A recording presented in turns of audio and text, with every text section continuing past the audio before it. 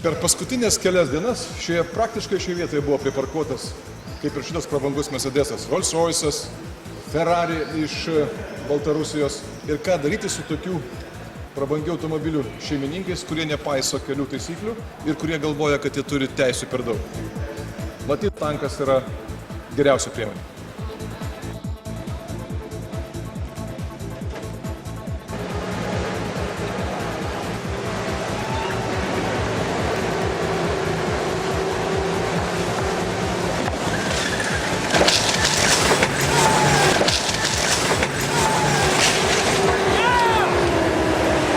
Jeigu automobilis parkuos blogai, bus taip.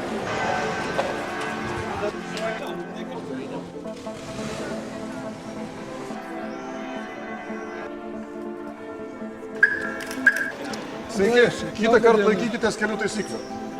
Pasistengsiu.